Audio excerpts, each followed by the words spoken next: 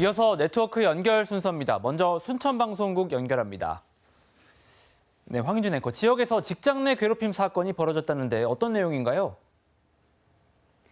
전남의 한 신협 직원들이 직장 내 괴롭힘에 이어 2차 가해까지 당했다며 관계기관에 진정을 냈는데요.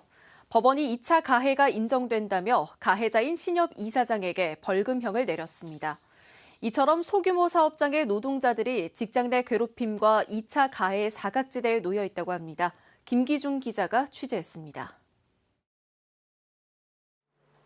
3년 전 신협 직원 A씨는 상급자인 전무에게 욕설과 폭언을 들었습니다.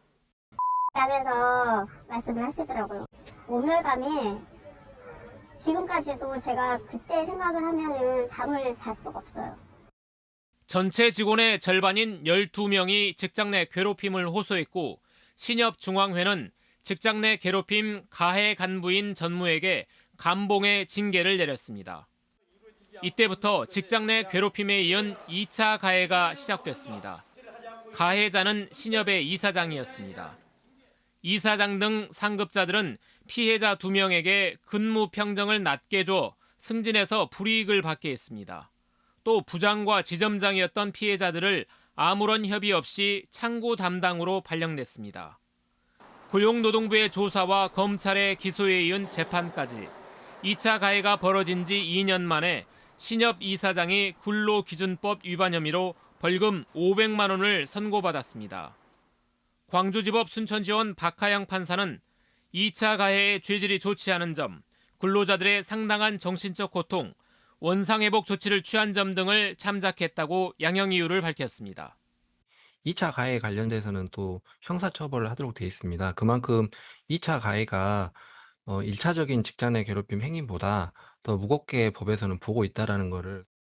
고용노동부가 3년 전 신협과 같은 작은 금융기관의 폐쇄적인 조직 문화가 심각하다고 보고 60곳을 대상으로 기획 감독도 했지만 직장 내 괴롭힘은 근절되지 않고 있습니다. 이번 사건을 계기로 해서 강주 전남에 특히 전라남도에 있는 신협이나 소규모 사업장에 대한 실태 조사를 한번 해봐도 좋을 것 같고, 신협 이사장이 항소하지 않아 벌금 500만 원은 확정됐습니다.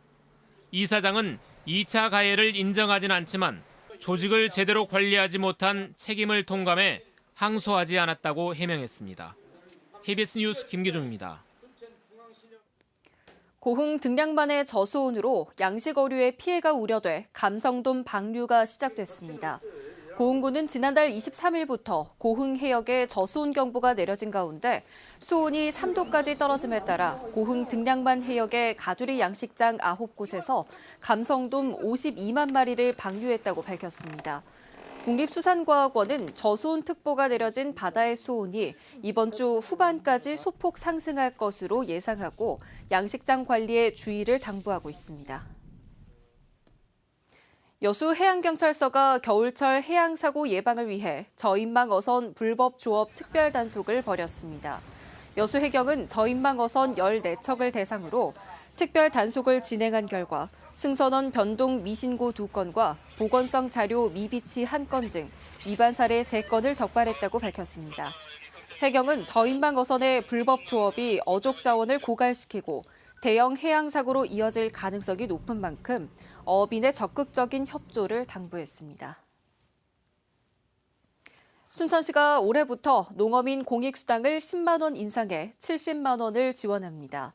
지원 대상은 2025년 1월 이전부터 전남에 거주하며 농어업과 임업 경영체 등록을 유지한 경영주이며 2024년 농해 소득이 연 3,700만 원 이상인 경우와 보조금 부정수급자, 공무원과 공공기관 임직원 등은 지급 대상에서 제외됩니다.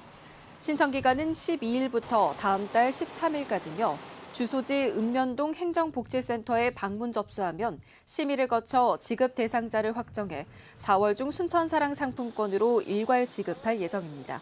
지금까지 순천에서 전해드렸습니다.